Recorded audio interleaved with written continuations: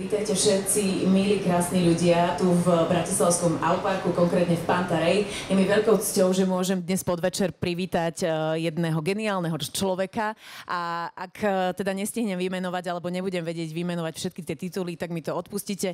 Pán doktor profesor Jozef Záhumenský, veľký potlesk. Príjemný podvečer. Ďakujem veľmi pekne za privítanie. My budeme besedovať o knihe, ktorá na nás pozerá skade tade. Možno ju už máte doma, možno ju ešte nemáte a dnes vás presvedčíme, že je to taký dobrý obežník na to, aby ste to zvládli. Je to Pôrodníctvo pre každého, ale poďme na úplné začiatky, pretože vy ste teda mne veľmi známi. Hovoria sa o vás nielen v Bratislave legendy, pretože fungujete ako prednosta v Ružinove, gynekologicko-pôrodnického oddelenia. Okrem toho ste dlhé roky pôsobili aj v Čechách, aj v Trnave, ak sa nemýlim. Nie je toto vaša úplne prvá publikácia, lebo už ste na niečom spolupracovali, samozrejme ste aj autorom študijných materiálov. Áno, ďakujem pekne. Tak, tie legendy väčšinou šírim sám, takže... No, a dobre. Áno, ale máte pravdu, viac menej tam sa aj zrodila myšlienka, aby sme spravili alebo napísali takúto knižku. V roku 2022 sme vydali prvú učebnicu pôrodníctva pre poslucháčov medicíny a zároveň aj pre lekárov v príprave na atestáciu. A potom mi tak napadlo, že vlastne áno, dobré, ale že čo tak spraviť z toho určitý taký ako keby cúc alebo výťah a trošku to hodiť do takého jazyka zrozumiteľnejšieho a urobiť to pre vlastne širokú verejnosť. Takže tam vznikla tá pôvodná myšlienka. Ak sa môžem opýtať, koľko vám trvalo napísať takúto nejakú knihu? No, to je dobrá otázka. Tú velikánsku knižku, ktorá má tých 1300 strán, tá pôvodná, to sme robili 80 autorov 2 roky. Ale toto samozrejme tým, že som už mal podklady, že vlastne ja som išiel ako keby kapitolu po kapitole tej veľkej učebnice, tak toto bolo oveľa rýchlejšie. Toto bol tak 3/4 roka až rok. Tak to ste celkom akože dobre.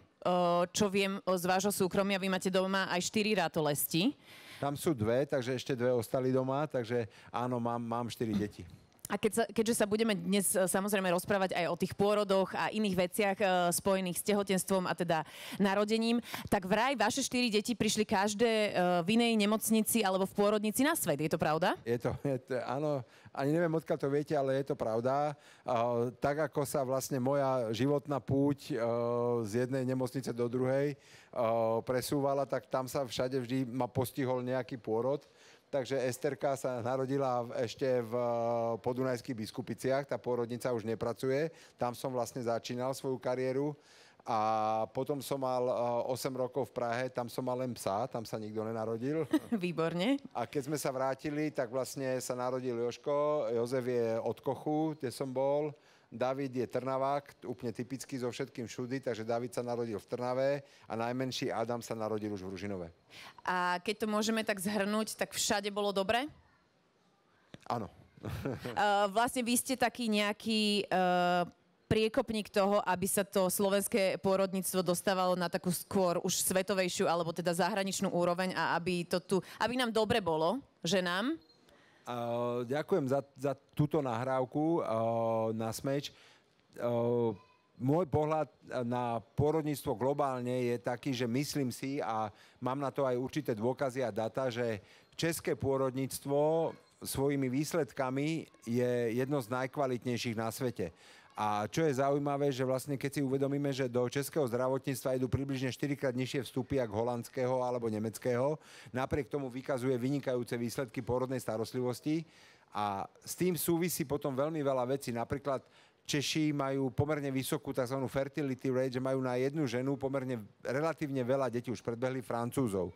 A ja si myslím, a mám na to aj nejaké údaje, že to môže súvisieť aj s kvalitou zdravotníctva, s kvalitou školstva a s kvalitou pôrodníctva, pretože asi mi dáte za pravdu, že keď žena pri prvom pôrode nemá dobrú skúsenosť, alebo ten pôrod skončí nejak inak, ako by mal, tak tá žena si dosť často už rozmyslí, či bude chcieť druhé dieťa.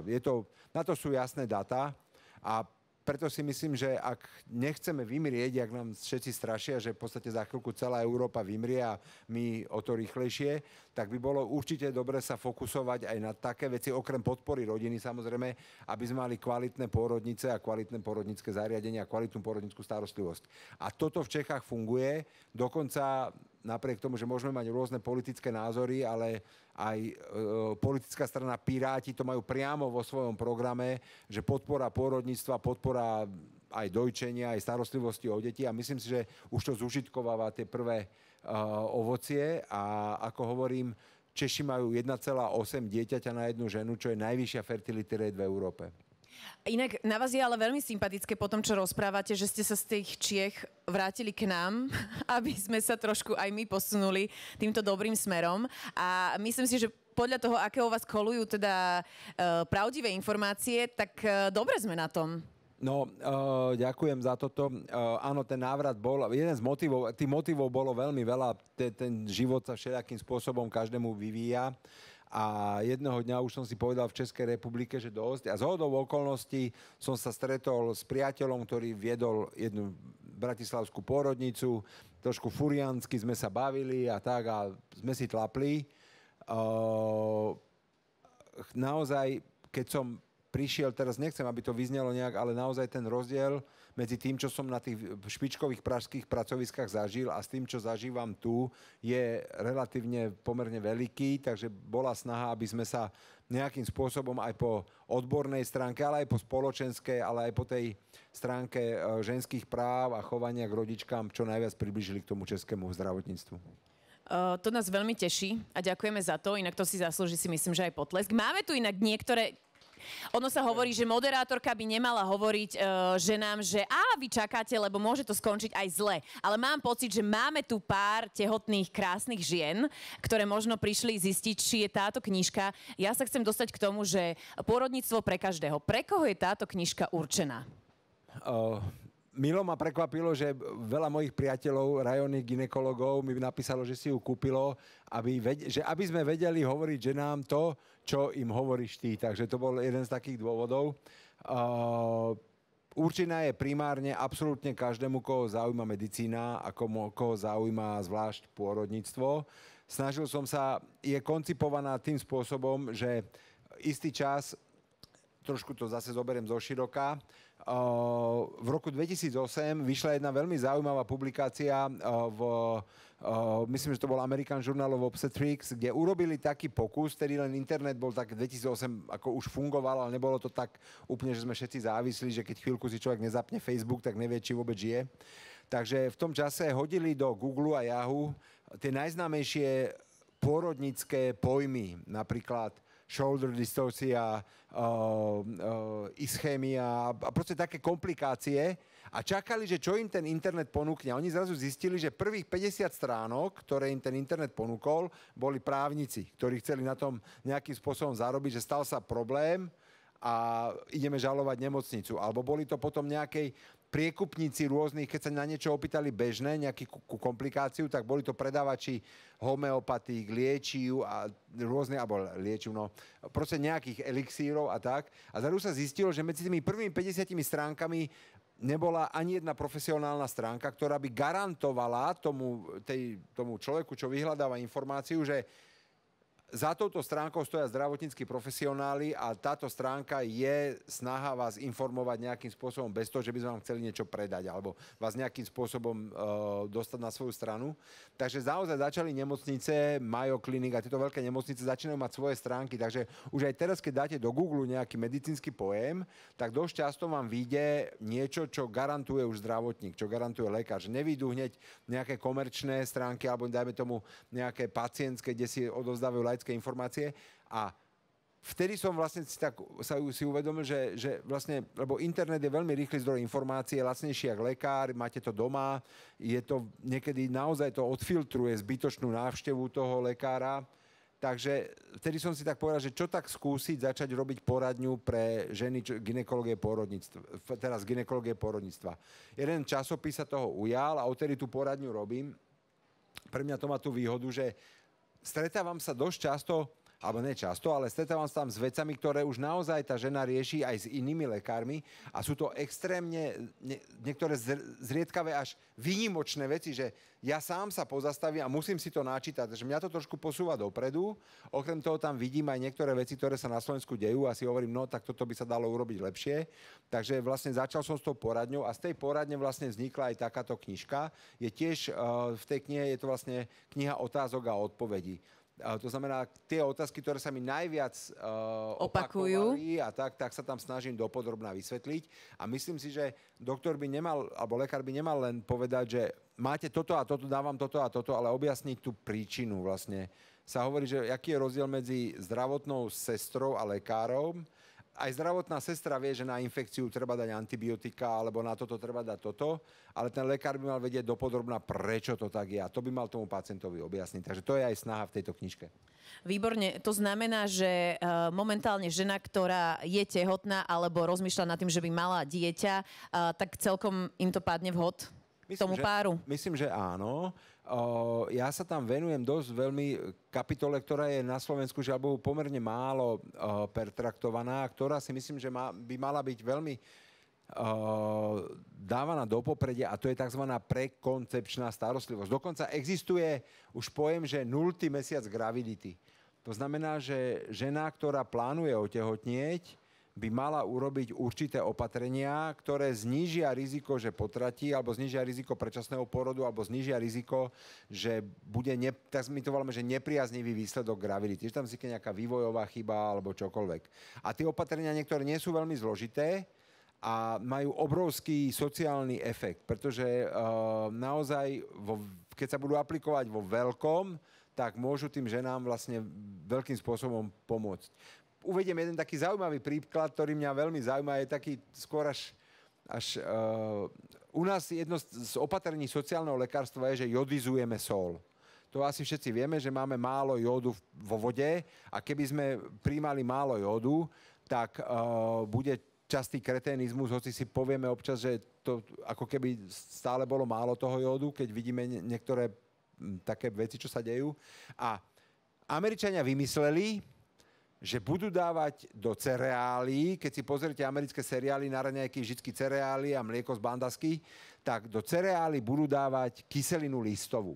Lebo vie sa, že žena, ktorá než otehotne, po otehotnení už je to väčšinou neskoro, ale než otehotne a berie kyselinu listovú, tak má nižšie riziko potratu a nižšie riziko, že sa jej narodí dieťa s poruchou chrbtice, sa jej zle zrastie chrbtica tomu dieťatku.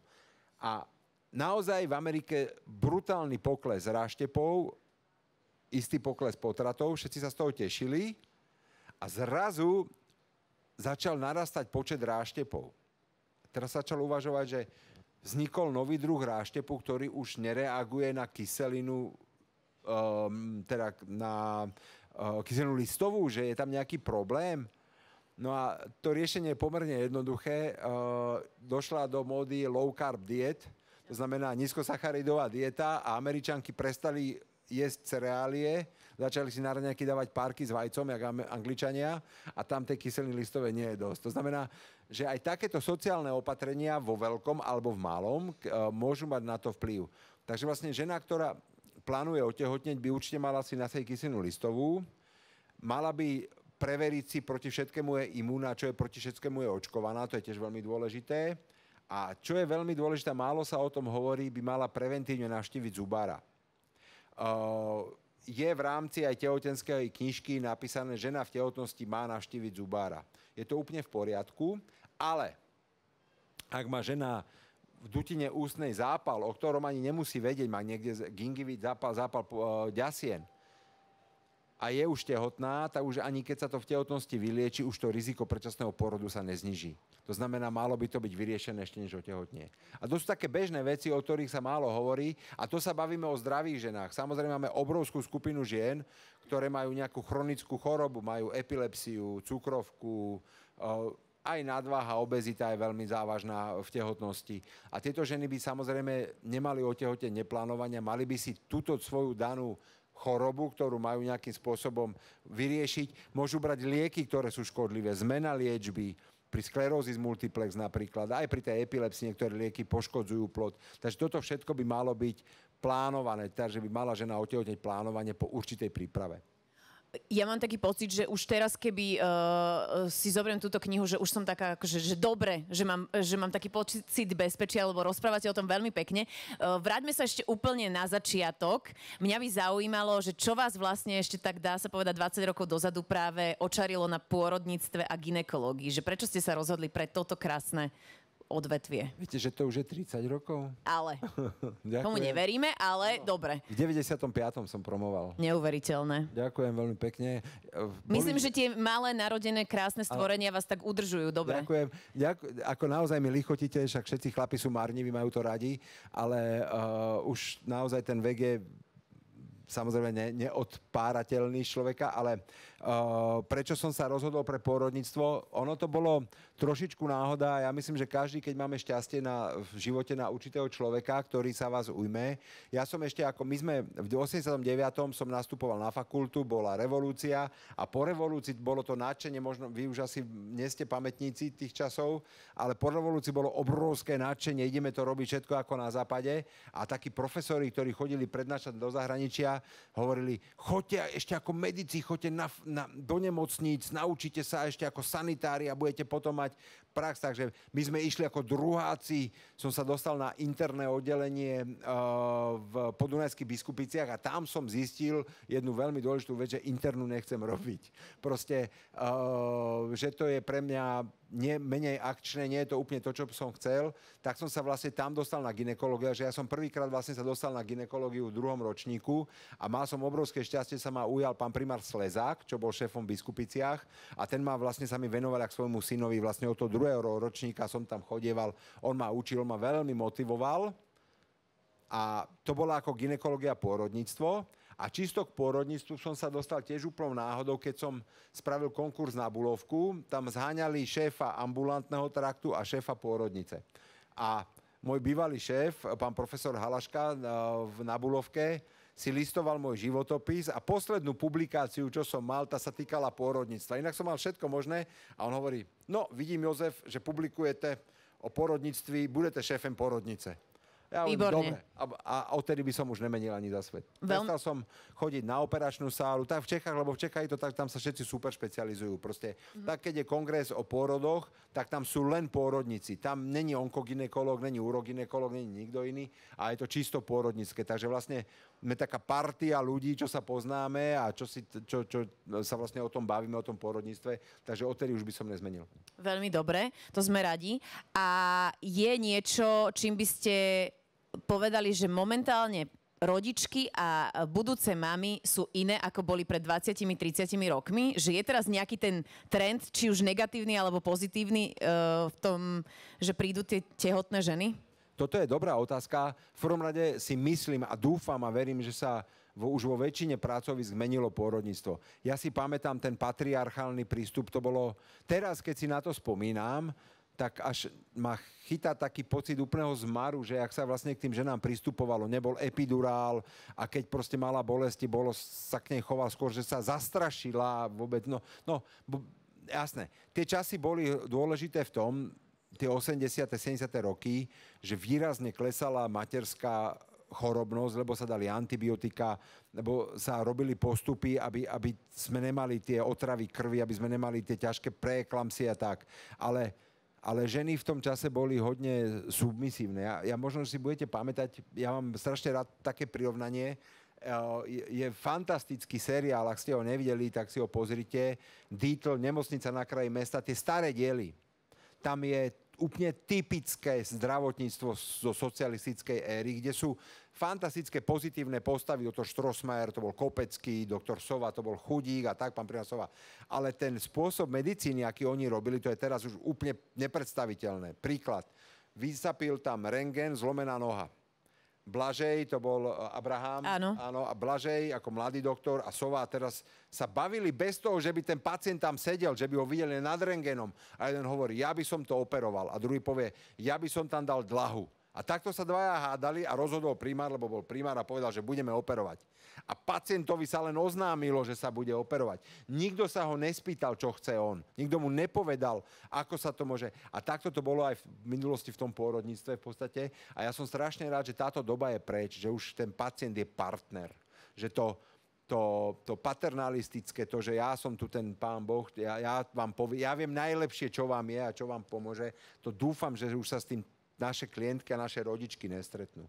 To proste bolo, no a na druhej strane vítam to, že zvedavosť strašná. Mne sa to páči, v poradni toľko otázok dostanem, ako myslím teraz ako v klasickej tehote, nemyslím teraz internet, ale že sa bavím s tou rodičkou a že príde často aj otec dovnútra, akože do tej poradne a normálne sa bavíme o tom, čo všetko ich čaká, čo všetko by sme mohli akým spôsobom vyriešiť a je to partnerský dohovor a tak by to malo byť. To sa tak pekne počúva, nie? Myslím si, že milé dámy, ženy, aj páni, môžeme zatlieskať týmto slovám. Lebo ja sa priznám, ja som človek, ktorý zasa niekomu, kto je odborník a kto vie, tak akože asi vzhliadam a dám si poradiť a nebudem si svoje. Ja som vlastne, keď som išla na túto besedu a všetky kamarátky a priateľky vedeli, že budem s vami sa rozprávať, tak som dostala aj nejaké tie otázky zo zákulisia. Ale toto je otázka, ktorú by som chcela položiť sama za seba, že či máte ešte stále pocit, že je nejaká stigma rodiacich žien voči cisárskému rezu, alebo stále je také niečo. Ja mám 2 cisáráky teda za sebou. Myslím si, že vďaka ním nám zachránili život, hlavne teda v tom prvom prípade. Ale prečo stále funguje to, že nebude to puto také úplne, že keď sa nám toto stane? Stretávate sa s tým ešte? Teraz ste ma dostali do úzkých, lebo ja sa občas definujem, že ja som vlastne porodná asistentka s titulom. To znamená, že ja som viac na strane absolútne využitia všetkých prirodzených možností, aby žena mohla prirodzene porodiť. To je moja filozofia, aj filozofia nášho pracoviska. Preto sme odovzdali veľké kompetencie do rúk midwives, porodných asistentiek, pretože to je tiež ešte, prepáčte, trošku odbočím, mám také tekavé myslenie, ale toto je ďalšia vec, ktorú nám neuveriteľným spôsobom zničil minulý režim, že z pôrodných asistentiek urobili ženské sestry. Už len ten názov je nezmysel. Porodná asistentka je žena, ktorá proste sprevádza ženu pred porodom, počas pôrodu, po porode a je na to, aby tej žene poskytla medicínske aj nemedicínske služby a je na to, aby vytitrovala, že pozor, táto žena patrí do ruky lekára. Takých nie je veľa. To je možno 10 až 15%, maximálne 20% žien patrí do ruky lekára, všetko ostatné patrí do rúk porodných asistentiek. A s tým, že sme urobili z nich ženské sestry, tak vlastne sa urobilo, že lekársky vedený porod, všetky porody vedie lekár a ona je len taká ako keby pomocníčka. Podáva mu, ja neviem, vymieňa pod ženou podložku, natočí monitor, podá injekciu a tak. To nie je vôbec pravda. Naopak, porodná asistentka má byť tá, ktorá ten porod vedie a ktorá sa o ňo stará. A tým pádom sa dostávame aj k tomu cisárskému rezu. Vo všeobecnosti jednoznačne naša veľká organizácia, ako je Svetová organizácia gynekologov a pôrodníkov, volá alebo robí akcie na to, aby sa trošku tá situácia s cisárskymi rezmi ukludnila. Je pandémia cisárskych rezov. Možno to znie hlúpo. V každom prípade každá žena, ktorá má mať cisársky rez, má ho mať. O tom nikto nepochybuje. Cisársky rez zachráni najviac ľudí na svete každoročne. Táto operácia je, ktorá zachráni najviac žien a najviac detí. Nikto nepochybuje, je to jasné. Ale rovnako ako antibiotika zachráňujú obrovské kvantum ľudí ako vo svete, tak keď sa nadužívajú antibiotika, vzniká problém. Vzniká problém v tom, že vzniknú rezistencie a aj človek, ktorý nepotrebuje antibiotika a dostane ich, môže mať z toho veľký problém. Pretože máme na tele baktérie, ktoré nás chránia. A to je to isté, je cisársky rez. Cisársky rez je veľmi potrebná operácia, nikto nespochybňuje, ale mala by ju mať iba tá žena, ktorá ten cisársky rez potrebuje, ktorá má z neho výhodu. A to dieťa samozrejme o tom. No. A ako náhle sa začne robiť bez rozmyslu, tak to potom prináša obrovské škody pre populáciu, pre tie deti, aj pre tie ženy, lebo deti rodené plánovaným cisárskym rezom majú inú imunitu, iný zdravotný stav a tak ďalej. Preto sa tomu snažíme nejakým spôsobom zabrániť. Dobre? Ale samozrejme nikdy nebudem spochybňovať ráno, napríklad keď máme ráno hlásenia, už len také malinké opatrenie, že my sa o každej rodičke, ktorá vyžadovala v noci pozornosť, veľmi podrobne bavíme a to, že mi tí kolegovia zreferujú, že robili sme cisársky rez takejto a takejto indikácie, to vždycky nás o niečo posunie ďalej, aby sme vedeli, že aha, dalo sa tomu nejakým spôsobom možno aj vyhnúť, keby sme tak skoro nepustili plodovú vodu, keby sme tam nedali ten oxytocín, keď ešte a tak ďalej. Takže analýza vlastných výsledkov je veľmi dôležitá a určite nespochybňujem, že vám zachránil aj dieťa, ale proste je otázka, že dobre si to rozanalizovať a na budúce podľa toho postupovať. Áno. Ja sa teraz opýtam, lebo sme celkom tak v strede debaty, že či je už otázka z publika, lebo viem, že nás streamujeme aj na Facebooku, alebo teda na sociálnych sieťach, takže to už sledujú naši tu kolegovia, ale chceli by ste sa niečo pána doktora opýtať? Milé ženy, milí hostia? Zatiaľ všetko je zodpovedané? Ja mám inak takú... Aha, tam tu sú nejaké otázky. Mňa tak napadlo, teraz možno ja dám otázku. Ste hovorili, že sú tu samé tehotné. Esterka zatiaľ? Dobre, ďakujem. Výborné. Výborné, ale dobrá preventívna otázka zasa. Tak vlastne ja tu mám prvú. Keby som si pred pôrodom nestihla prečítať celú knihu, ktorú kapitolu by som určite nemala preskočiť? Dobre. Myslím si, tým, že naozaj ja sám seba definujem, lebo takto, aby sme ešte, lebo dosť často sa povie, že perinatológ alebo pôrodník, ale už aj tá samotná perinatológia je veľmi široký odbor. Už sa delí napríklad na maternálnu medicínu, že sú špecialisti, ktorí vlastne sú v tehotenskej poradni a starajú sa o tie najrizikovejšie až poviem tak slovo, že najchorejšie tehotné. Napríklad ťažká cukrovka, máme tam veľmi obéznu pani s dvojičkami, s obrovským tlakom. Teraz máme pacientku, ktorá má trojkombináciu liekov na tlak a potrebujeme dotiahnuť tú graviditu tak, aby to dieťa bolo čo najzrelejšie. To sú spolupráca, multioborová spolupráca, internista, kardiológ, my, neonatológ samozrejme, aby vedela, aké dieťatko môže čakať. Takže to je taká tzv. Maternálna medicína. Potom mám kolegu profesora Ferianca, ktorý robí fetálnu medicínu. On sa stará len o to dieťatko v brúšku, to znamená o toho fetálneho pacienta. Ultrazvuky, niektoré chirurgické výkony vieme už priamo v maternici urobiť. Lieky podať priamo dieťatku, napríklad keď má strúmu, že má nízku hladinu tyroxínu, vieme muskulárne podať dieťatku tyroxín a rôzne veci. Máme teraz rodičku, sa musím pochváliť a ja verím, že to by bolo aj na tlačovku samostatnú. Máme ženu, ktorá má za sebou má jedno dieťatko a potom dieťatku, žiaľ Bohu, si začala tvoriť protilátky proti RH faktoru. Asi ste o tom počuli. To znamená, všetky ďalšie tehotnosti, mala ďalšie 3 tehotnosti a všetky 3 deti jej zomreli priamo v maternici, čo je samozrejme velikánska tragédia. Teraz 4.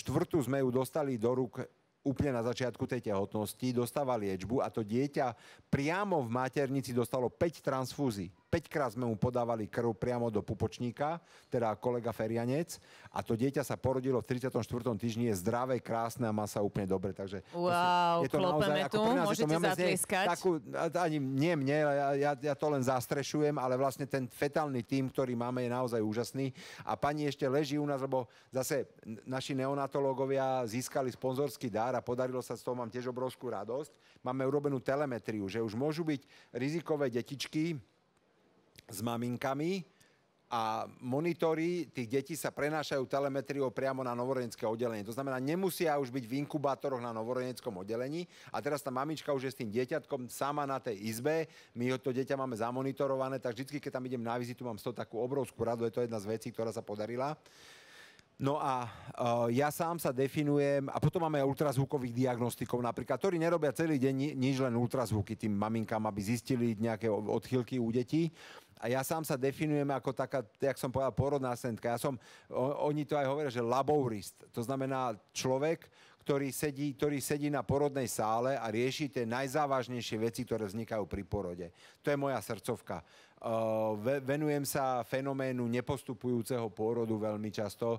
To je vec, ktorá sa strašne zjednodušuje. Proste, viete, ako keď prídete k rajónnemu teda bežnému praktikovi a poviete, mám horúčku. A on napíše, horúčka, asi angína, antibiotika. Tak niečo podobné je nepostupujúci pôrod. To je len príznak. Tých príčin je veľmi veľa a je veľmi zaujímavé sa tomu venovať a skúsiť ešte, než urobím tú mechanickú vec, že dám oxytocín, nejde to tak a potom cisársky rez, urobiť nejaké opatrenia u tej ženy, aby ten pôrod sa nám zase rozbehol a zase išiel ďalej. To znamená polohovanie,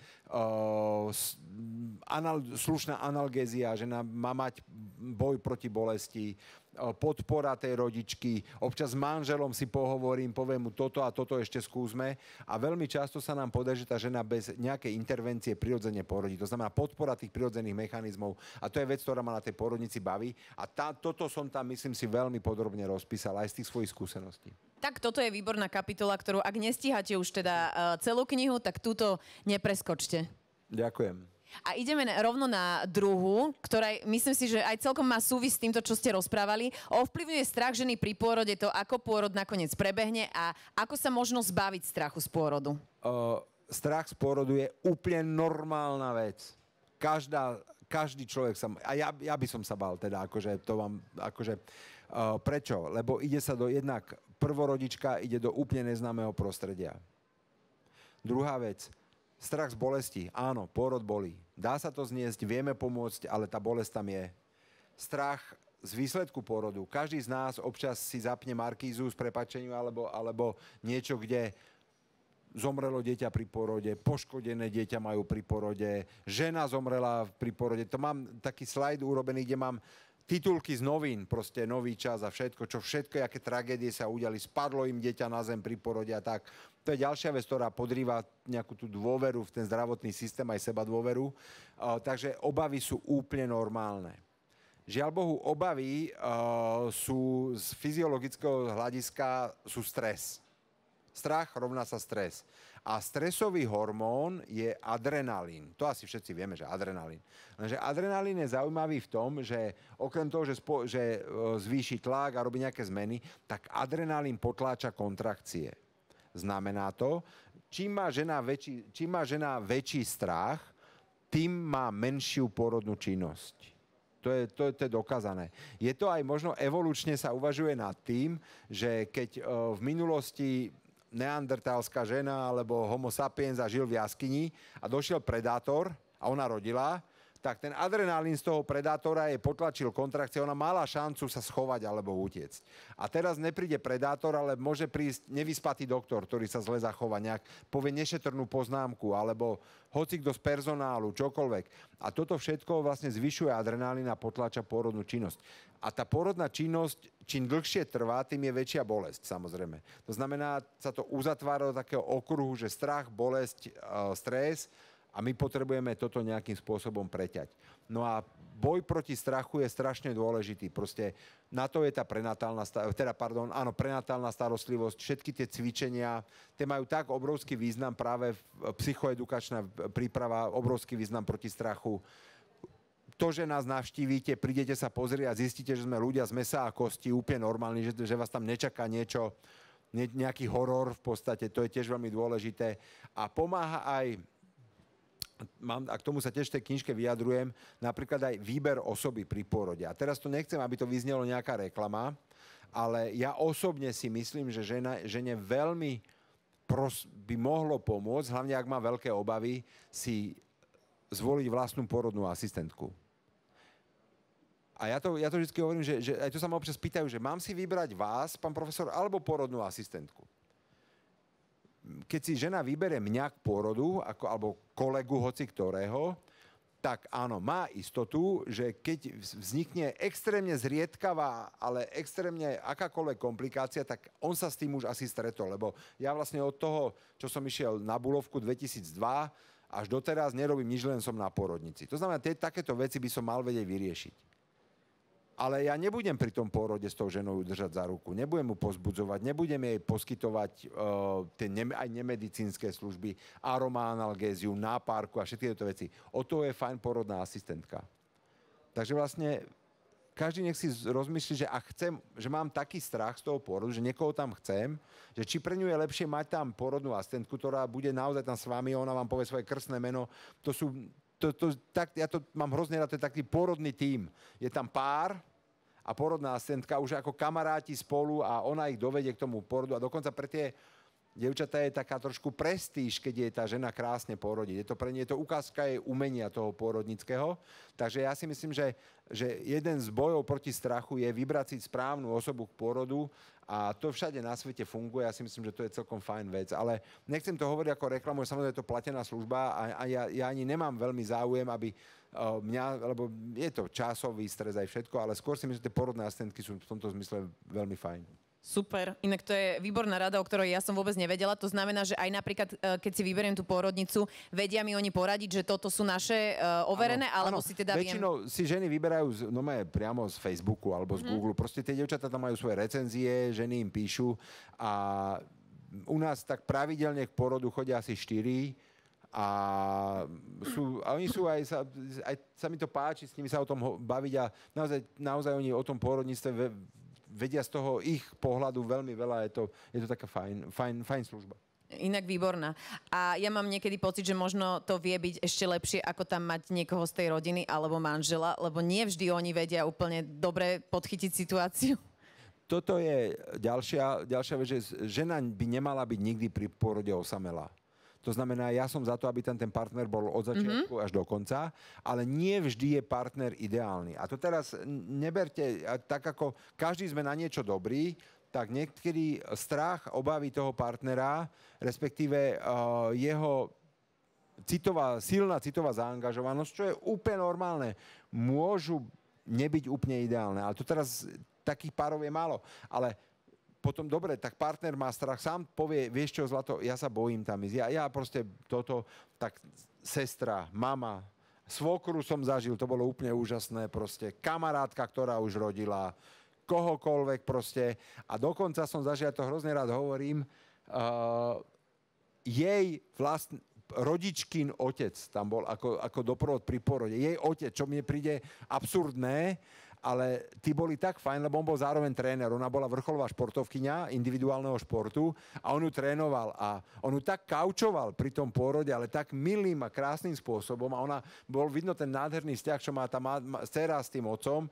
A druhá doba porodná, samozrejme otec išiel von, ale bolo to naozaj mňa samého ma to prekvapilo, aké to bolo fajn. A samozrejme môže sa stať, že nemáte nikoho v rodine, že ani ten partner nemáte, tak potom sú profesionálne duly, čo tiež je vlastne doprovod pôrodu. Výborne. Máme super ďalšiu otázku, si myslím. Ako sa vysporiadať s tehotenskou nevoľnosťou? No, to bol v podstate tehotenská nevoľnosť. 80% žien sa občas má nevoľnosť alebo sa povracia v tehotnosti. Je to úplne klasický príznak, dokonca v starých, aj v Biblii je popísaných, v starých knihách, Hippokrates, všetci ho popisujú, lebo je to tak veľmi známy príznak. Patrí to k tomu, tým hormonálnym zmenám. Proste mení sa kompletne hormonálny profil, mení sa trošku acidita žalúdka, dokonca to vraj súvisí aj so zmenou mikróbov v dutine ústnej. A doteraz sme tým ženám nemali viac menej čo ponúknuť. Samozrejme, prvé opatrenia sú režimové, zmeniť trošku stravu, to, čo vám robí zle, si proste nedávajte, menšie kúsky jedla, nie hneď ráno, možno neskôr a tak. Ale to sú také síce pekné rady, ale dosť často a ešte zázvorové lízatka a tak. Nie vždy to pomôže a teraz vlastne každý si povie, no tak im je zle, no a čo, ale zoberte si napríklad druhorodičku, že má doma 6-ročné dieťa a je tehotná a má mu urobiť na raňajky 10. A ona není schopná mu natrieť chleba. Je to úplná možno blbosť. Ale je to tak dôležité vlastne aj pre ten sociálny život, do práce a tak. Strašne často penky. Takže som celkom rád, že došiel a vraj musím povedať, že teraz sa zase pochváliť, lebo v tej učebnici, čo mám, tak ja som vlastne vychádzal z amerických guidelinov a dal som tam liek, ktorý bol registrovaný v Spojených štátoch, u nás nebol registrovaný. A firma sa to dočítala v tej knihe a zaregistrovala ho na Slovensku. Wow. To znamená, máme liek, ktorý naozaj podľa tých dát a štatistických údajov vie výrazne zmierniť priebeh tehotenskej náuzeji. A viete, aj pre nás lekárov je to fajn. Lebo my sme tým ženám viac menej nemali čo úplne poradiť a to, čo sa dávalo, ten Torekán a Degan, to sú lieky, ktoré nie sú priamo na toto určené a môžu mať nežiaduce účinky. Takže dávali sme, keď už tej žene bolo veľmi zlé, napríklad dávali sa Torekánové čípky, lenže stretol sa s prípadom, že tej žene bolo tak strašne zle, že ich dala 10 za deň a sa otrávila. Takže to je proste, toto našťastie je liek, ktorý nemá takéto účinky a naozaj podľa štúdií zabera. Takže celkom je to fajn, že máme toto, sme dostali do rúk. Tak ja mám normálne pocit, že konečne po dlhej dobe na Slovensku nositeľ dobrých správ. A ešte tam máme výbornú otázku. Aké percento žien trápi tehotenská cukrovka a ako môže neliečená do veľkej miery poškodiť dieťa? Áno, to je dobrá otázka. Tehotenská cukrovka je jedna z takých, my to máme, že tehotenské syndromy, alebo jeden z tehotenských prejavov.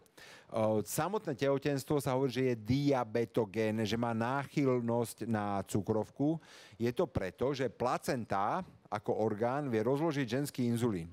Že vy vlastne, váš pankreas fantasticky produkuje inzulín, všetko funguje výborne, dojde k placente a placenta ho zničí. To znamená, ako keby bolo málo inzulínu.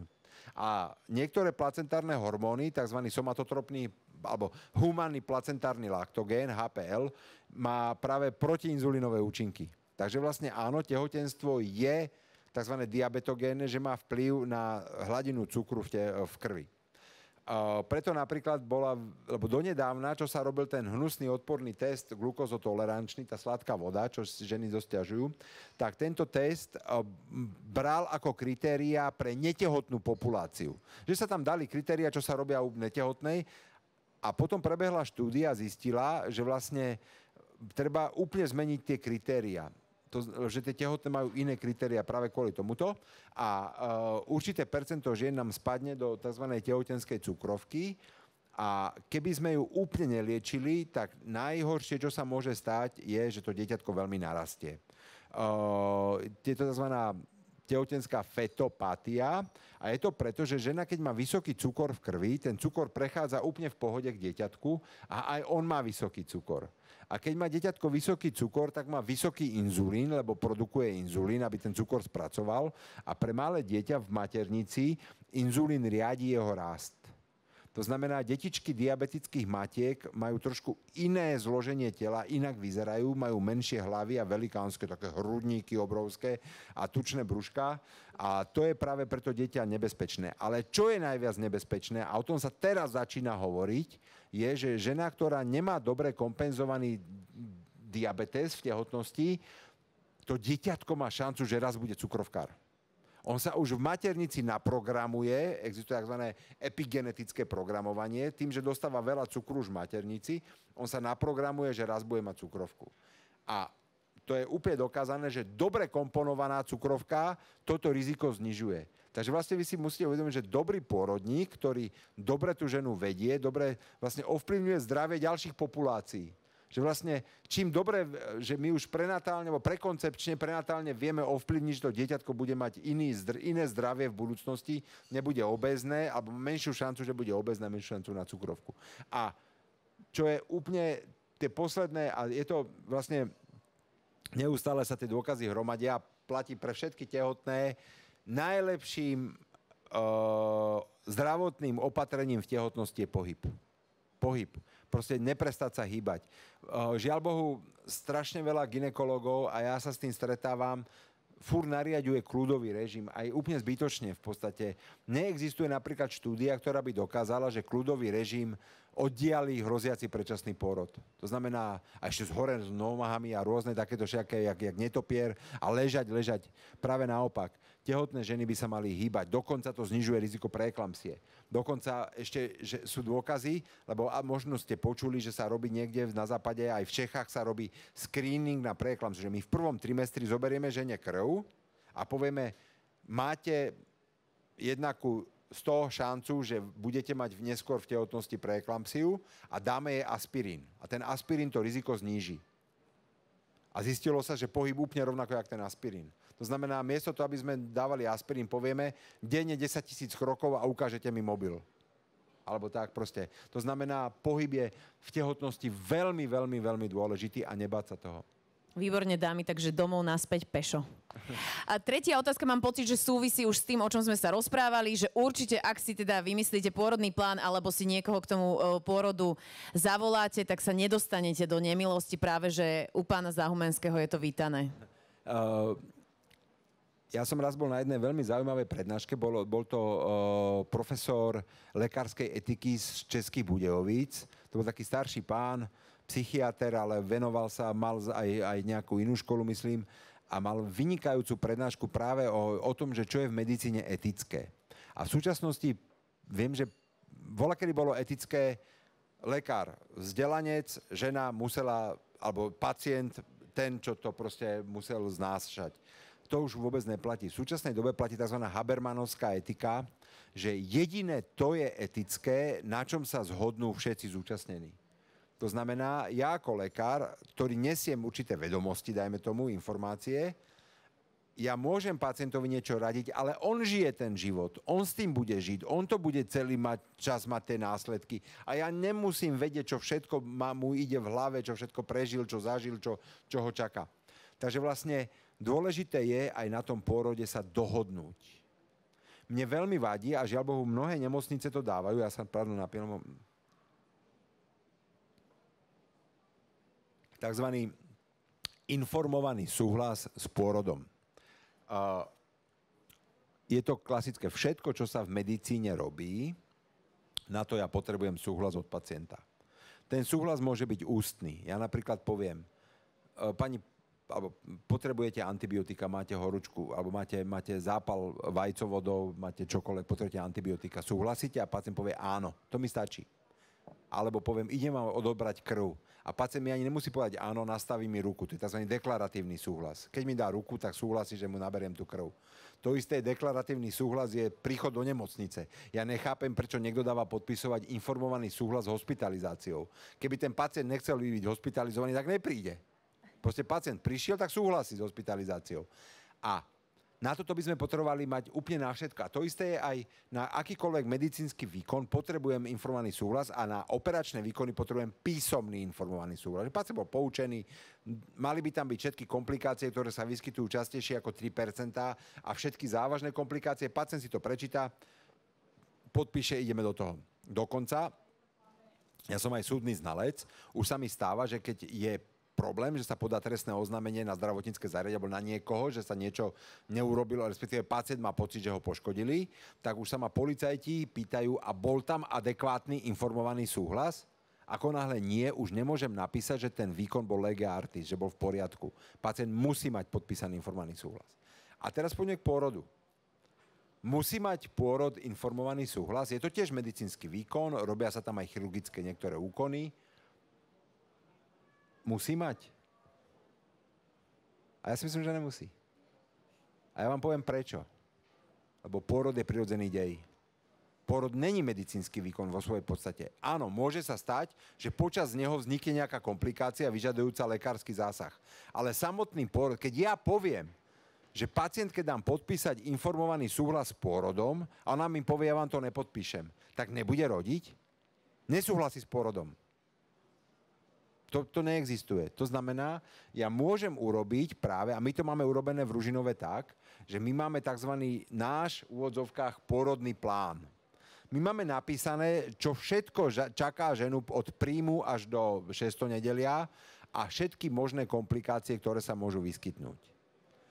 Ale to nám žena nemusí podpísať. Ona nám len podpisuje, že si to prečítala, ale nepodpisuje, že s tým súhlasí dopredu. Lebo to my zase tiež nemôžeme od nej dopredu žiadať, že bude súhlasiť s niečím, čo sa vôbec nemusí vyskytnúť alebo sa vyskytne. Takže vlastne my to máme urobené tak, že my sme trošku ako keby zobrali tým rodičkám z ruky ten pôrodný plán a napísali sme náš.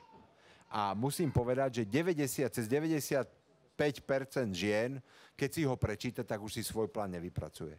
Bo je tam všetko, je tam bonding, je tam nástrih, kedy robíme, ak ho vôbec urobíme. je tam dotepanie pupočníka, je tam úplne všetko a to znamená, že tá žena si to prečíta a povie, však vlastne vy ste mi všetko, čo chcem, je tam napísané a aj to tá žena dostane, to sa my zaviažeme, keď samozrejme sa nevyskytne komplikácia. Takže vlastne my nemáme informovaný súhlas s pôrodom, my máme len, že podpisuje nám, prečítala som si váš pôrodný plán a porozumela som mu. A ja to vždy vydávam v prvej poradni, keď príde v tom 36. týždni a o ten týždeň, keď sa vidíme, sa jej vždy opýtam, čo mu nerozumela a čo by zmenila. A občas také, že vadí, máme tam aj napísané, napríklad sme výukové pracovisko, môže sa stať, že pri porode budú študenti. Povie, že nie, škrtáme a vieme o tom, že si nepraje študentov. A takéto veci tam v podstate máme. Jej. Tak ja už asi začínam aj rozmýšľať o treťom. A viete, že anglická kráľovská spoločnosť pôrodníkov doporučuje prirodzený pôrod po 2 cisárskych rezoch. My už máme asi 30, nemáme žiadnu komplikáciu a veľmi rádi do toho pôjdeme s vami. I vy ste zlatko. Ja inak dostávame sa opäť k možnosti, že ak máte nejakú otázku, ale pán doktor hovorí tak obšírne a o všetkom, áno. Že nie vôbec, komu sa zdá, že zdlhavo. Ja by som tu sedela ešte 3 hodiny. Ale chcete sa niečo opýtať konkrétne? Áno, nech sa páči.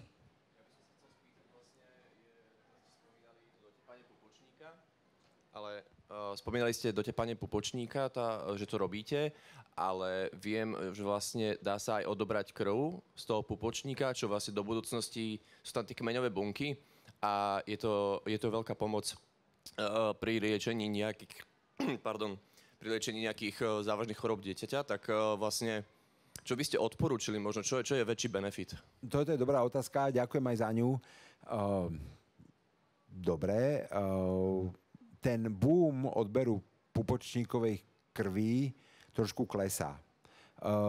Nie je momentálne mojou úlohou povedať na to svoj názor, že či áno alebo nie, ale keď sa preto rozhodnete, určite je to v poriadku, ale tie štúdie, ktoré sa robili, dokázali, že aj keď sa odoberie tá krv po dotepaní pupočníka, stále je tam dostatočné množstvo na to, aby sa dala uskladniť. Takže primárne si myslím dotepať, nemusí sa úplne, ale aspoň minimálne tie 3-4 minúty, a potom sa dá nabrať a naberie sa dosť.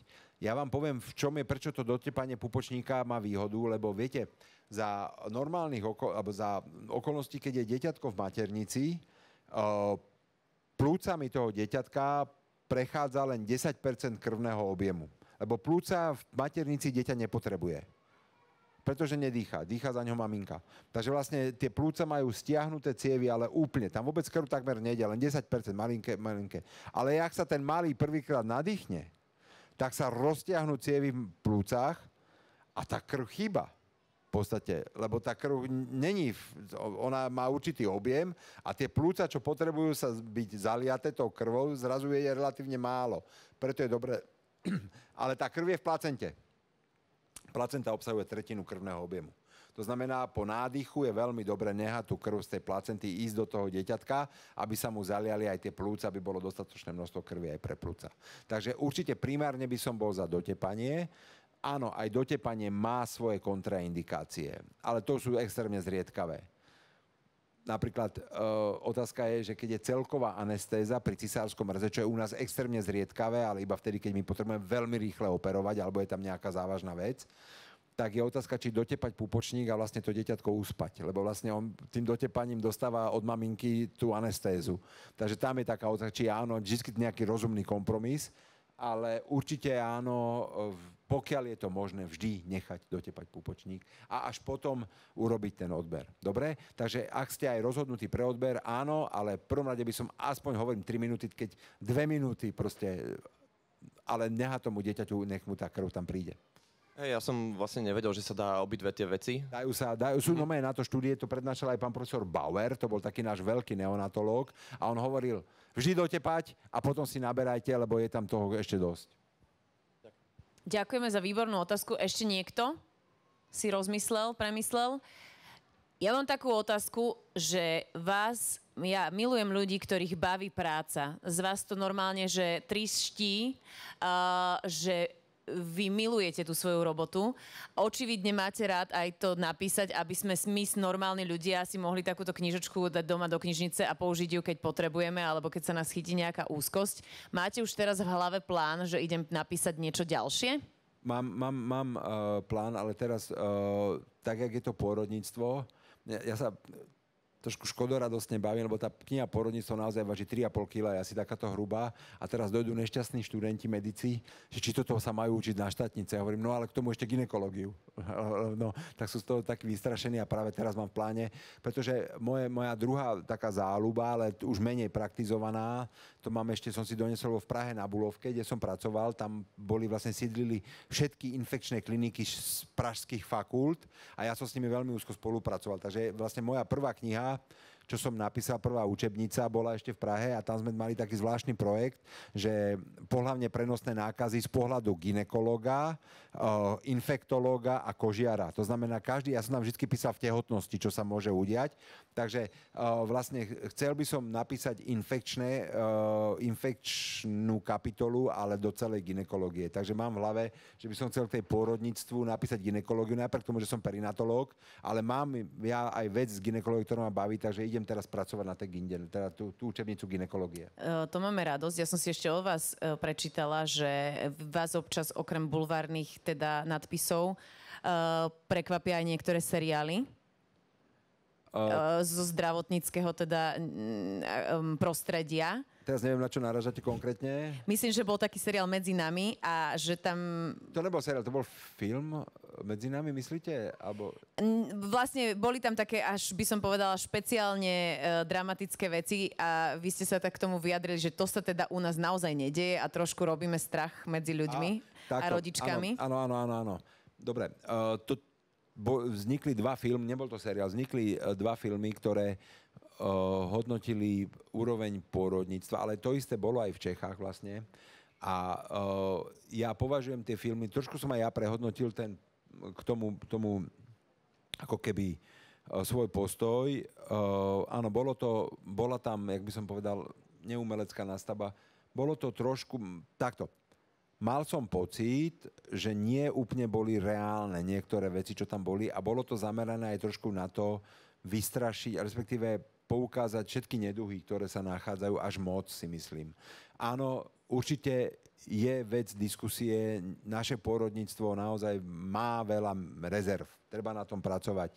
Ja vždy s úctou hovorím o Petrovi Kaščákovi, ktorý na rozdiel odo mňa neutekol do Čiech na dlhú dobu, ale neustále v tom Trenčíne bojuje so všetkým, čo sa dá. Urobil jednu vynikajúcu pôrodnicu v Trenčíne, ktorá je naozaj vlajková loď a dlhodobo vyhrávala všetky tie možné súťaže, čo boli, aj odborné, lebo mali výborné parametre a všetko.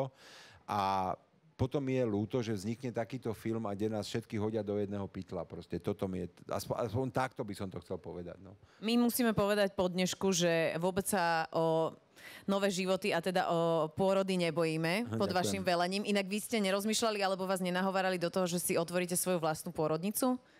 Akože obrovskú? No, ďakujem za túto otázku. Ja to poviem takto. Praha má 1 300 000 obyvateľov. Má 6 pôrodníc, z toho jedno je Ústav pro péči o matku a dieťa, to je ako tie naše národné ústavy, Národný ústav srdcových chorôb, Národný ústav onkologický a tak. Toto Češi majú v Prahe. Ústav pro péči o matku a dieťa, kde majú fetálnu medicínu, maternálnu medicínu, všetko. Potom majú 3 absolútne špičkové perinatálne pracoviská, Motol, kde sústredia deti s vývojovými chybami, Apolinář, kde sústredia detičky ťažko nezrelé od 22. týždňa, už sa snažia zachraňovať, Motol, Apolinář a UPMD, dajme tomu, a potom majú ešte dve, kde je Bulovka, kde som ja robil, kde sa sústredili infekčné rodičky z HIV alebo aj s inými ochoreniami, takže majú 6 špičkových pracovísk na 1 300 000 obyvateľov. 0 súkromných. Bratislava má 400 000 obyvateľov, máme 5 pôrodníc, 4 vznikla 5. A máme 2 súkromné, ale žiadny UPMD, žiadny ústav pro péči o matku a dieťa. To znamená, najšpičkovejšia slovenská pôrodnica je v Prahe na Kopečku na Vyškové UPMD. To znamená, my posielame tam, ale za to vznikla tu ďalšia súkromná a verím, že keby došiel Andrej Babiš domov, lebo on tiež ide do zdravotníctva, že sem postaví 7. súkromnú pôrodnicu.